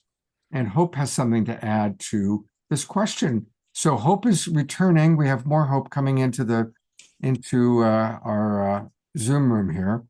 Welcome back, Hope. Thank you. I have packed my bag and I've been listening, and it's been fantastic. But yes, I do have something to add to this particular question. And it is this. I'm just going to see if my light can come on here. Back in 2012, I happened to see a broadcast from a CNN interview that had happened a year and a half earlier. And what it was a man being interviewed named Paul Laviolette, and you may have heard of him. He was at the time considered to be the expert on deep space.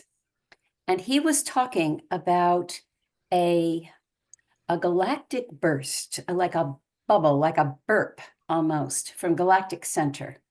and that what was happening was it was rippling out in all directions. He showed an image of it, and the image, I kid you not, was an 8. It was a purple bubble with the galaxy on its side, with the purple bubble at the bottom. So it looked like this big purple 8 with little lights in the middle. And he was explaining how this microwave blast was vibrating throughout the galaxy, and that this has happened a number of times on our planet, and that when you look through the ice cores, they have been able to identify places where evolution made a leap. And one of the examples is we went from having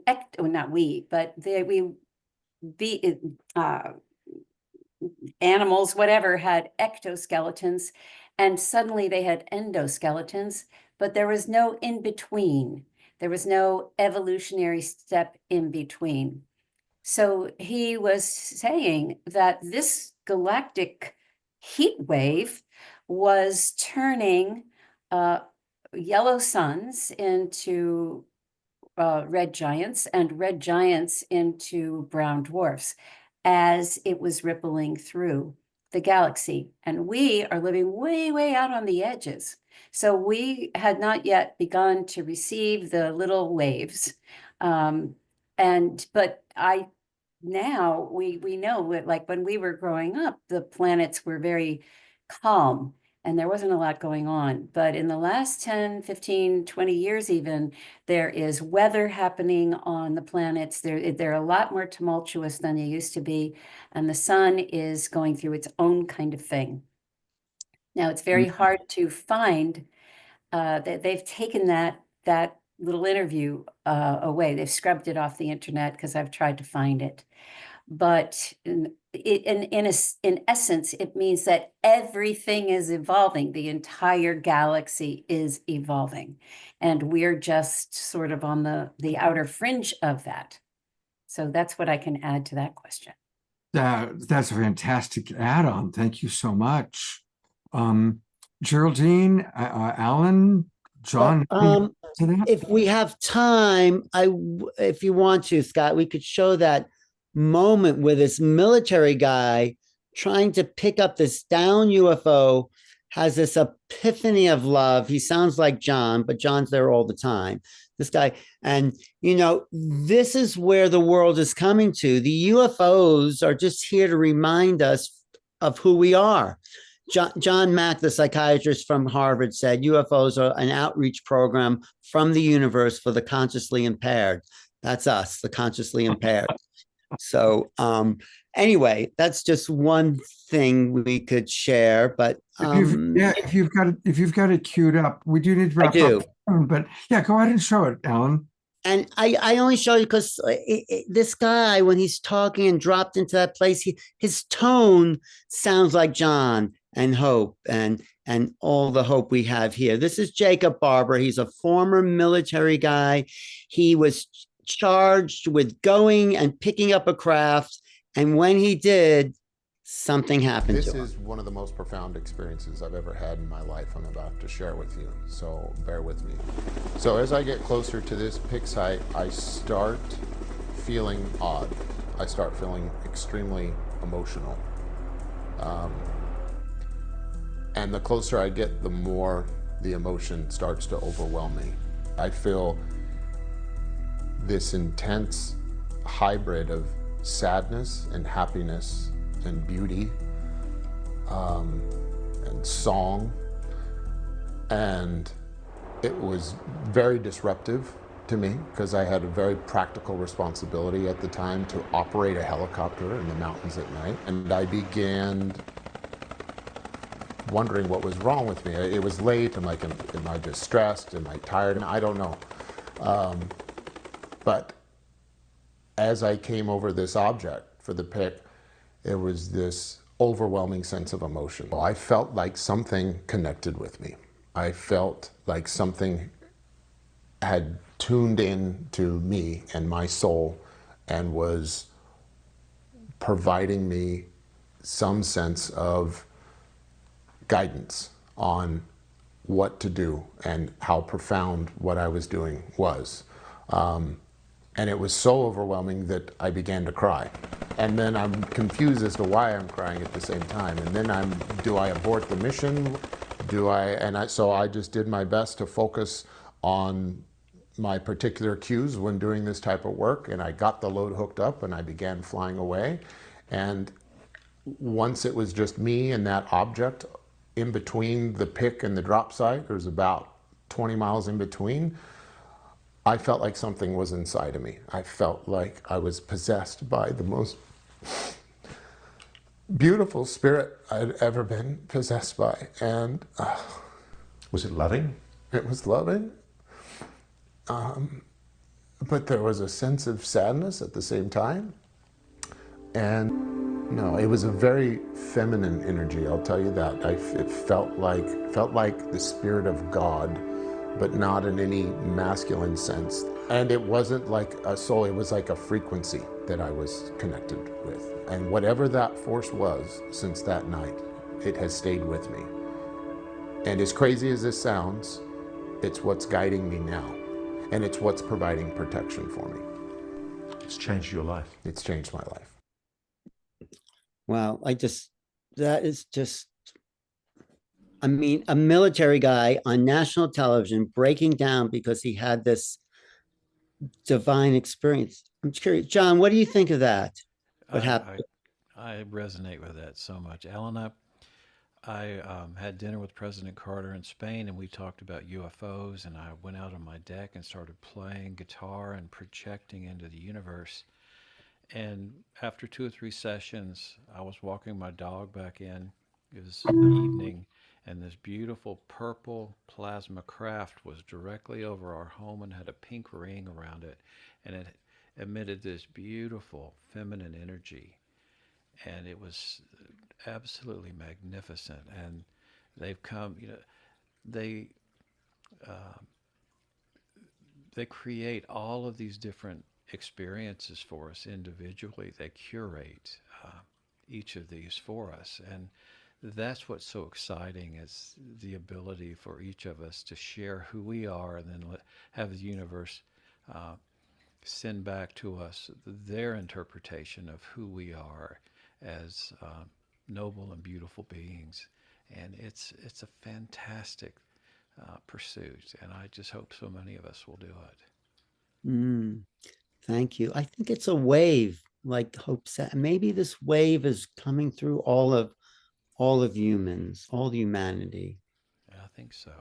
Yeah, and there's so much heaviness now too, and we all can feel that. And something, Hope was saying, and I agree with her, something is going to happen. I mean, there's so much turmoil that when it breaks free, and then we can breathe this beautiful air for the first time, and not have so much of this negativity that's so ingrained in our society, and to break free of that.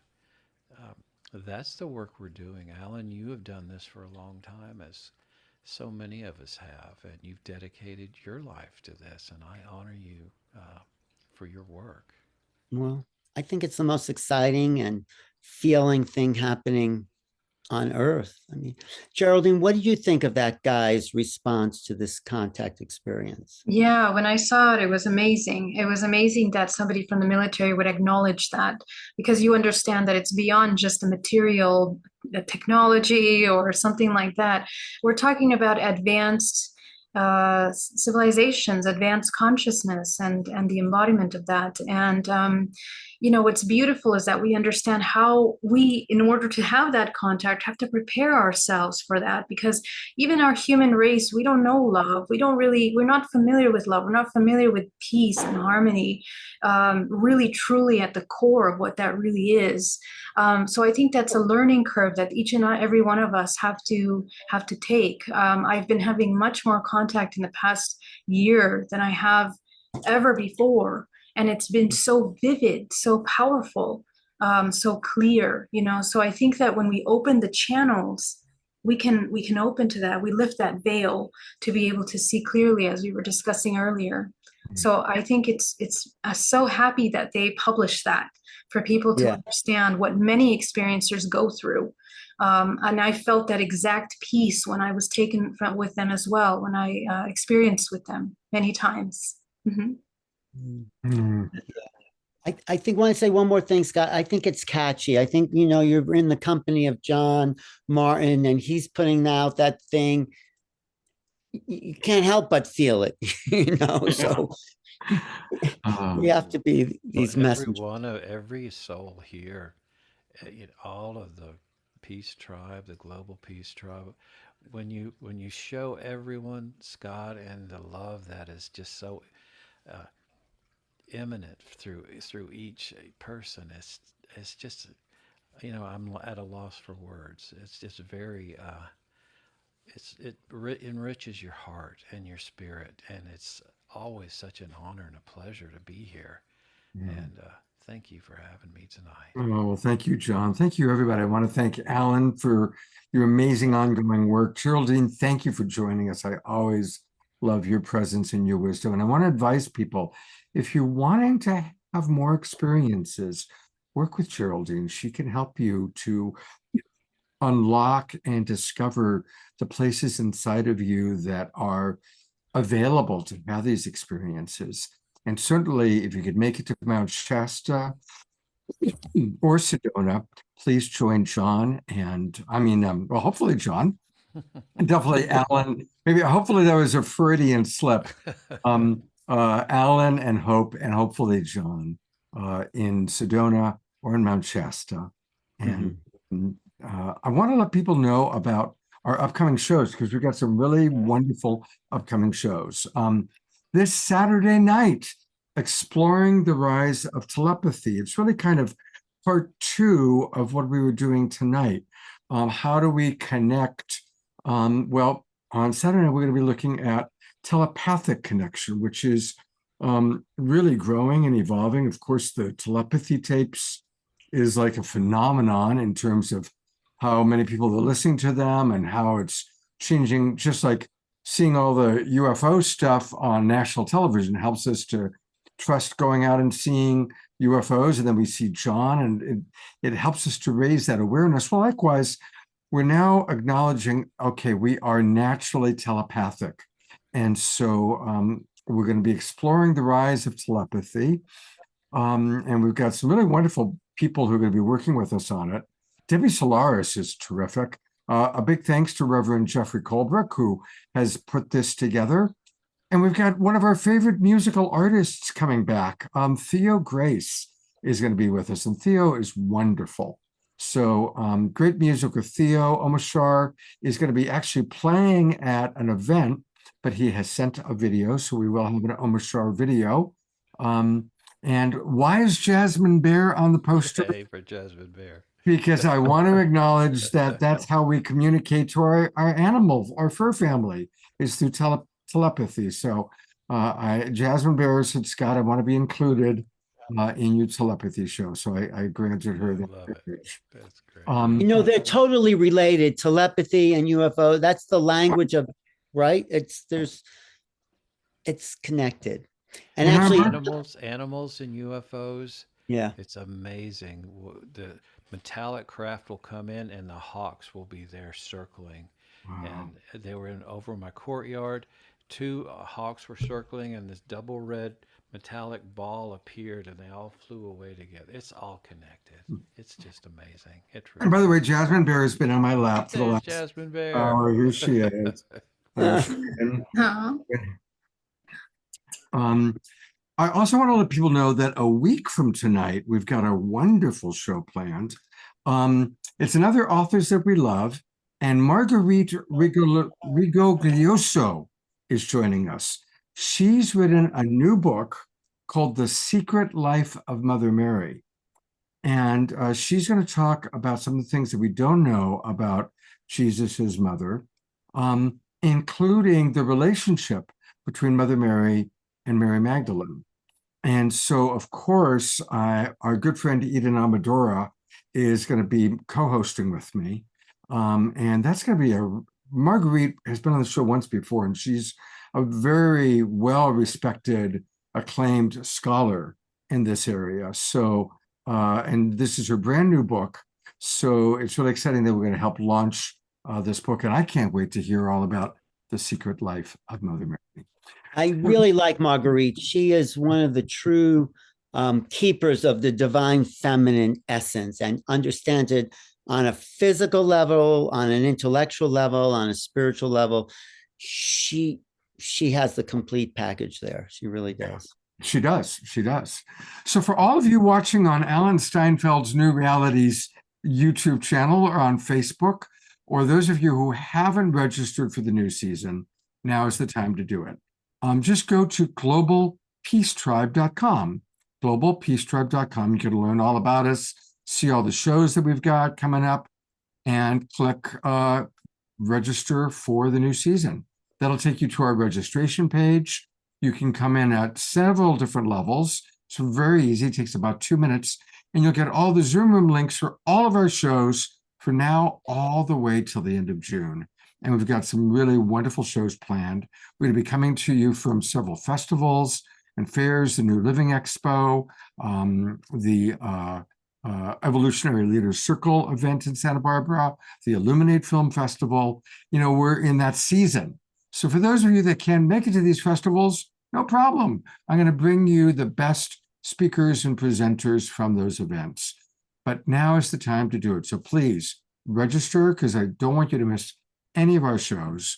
So it's a good time to register and be with us for this Saturday night, all about telepathy. Next Wednesday night, as we meet Marguerite, who, as Alan says, she's got the goods, kids. She's got the goods. One last thing I want to remind everybody, if you haven't already put into your calendar, what the world needs now is more love and laughter and humor. And so I'm really excited that I'm going to be collaborating with two of our favorite global peace tribers, Kristen Hoffman and Swami Beyondananda. And the three of us are doing a special show on Sunday, April 13th at 5 o'clock Pacific time, 8 o'clock Eastern. And it's going to be a combination of Kristen doing original music, wit and wisdom from Swami, and I've got a couple of ideas of what I might provide as well. So it's going to be a beautiful evening of love and music and laughter. Please join us.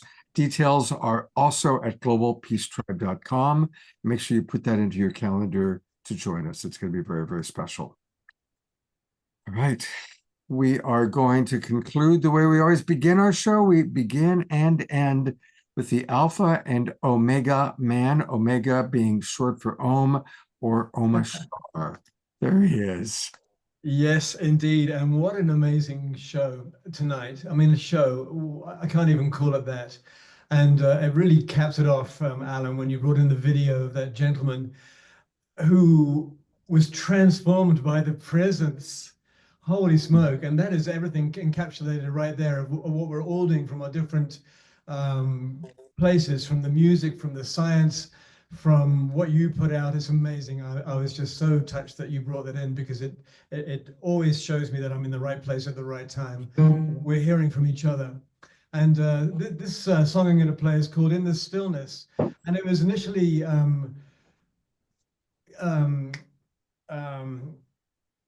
kind of initiated by my grandmother, who at an early age always used to say to me this little quote, which was, "A wise old owl lived in an oak. The more she saw, the less she spoke. The less she spoke, the more she heard. Why can't we all be like that wise old bird?" And I never really got why she told me that until I started getting really still.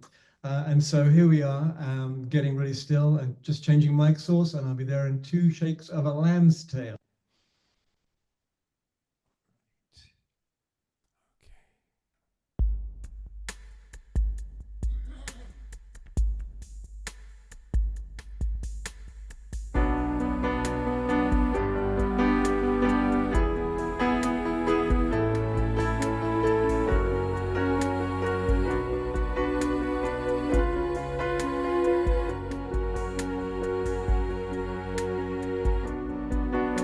Quieter you become,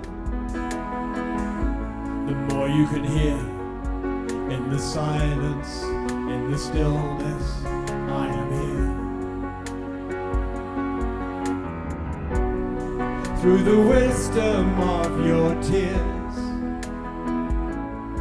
through your heartbreaks, through your breakthroughs, through the shedding of your fears.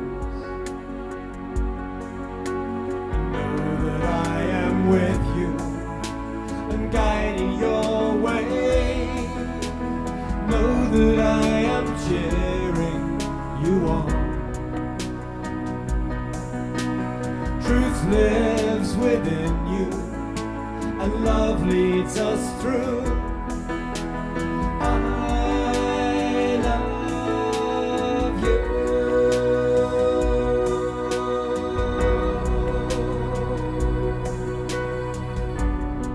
Now your heart and mind is clear,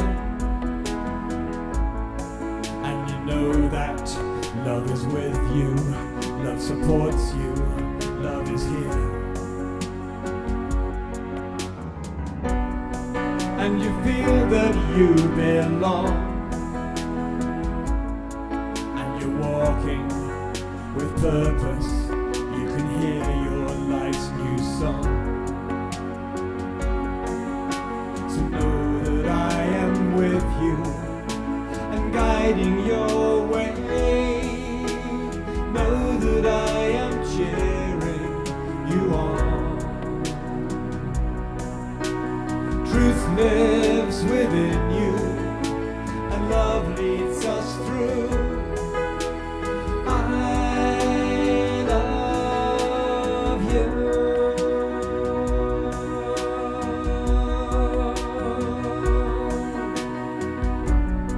Ba ba ba da ba ba ba. Da da da da da da da da.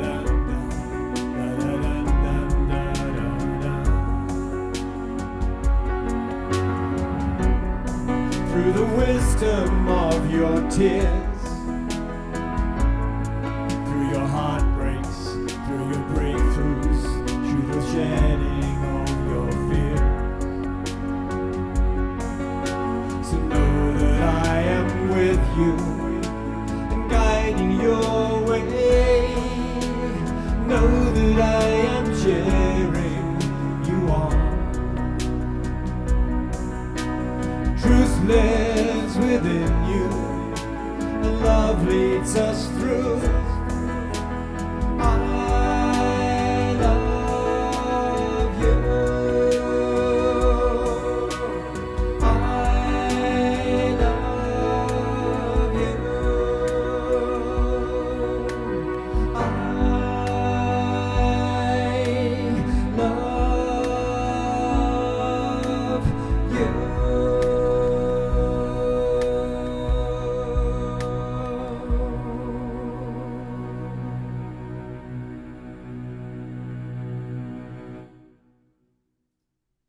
Big twinkles for Omashar. Thank you, thank you, thank you for all three songs tonight. Was so right on and so perfect.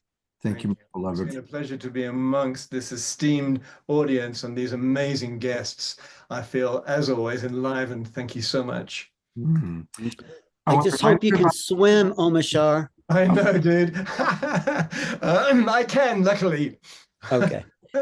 Hey, I want to remind everybody that you can go out and make contact with Alan and Hope and possibly John Martin in Sedona or in Mount Shasta.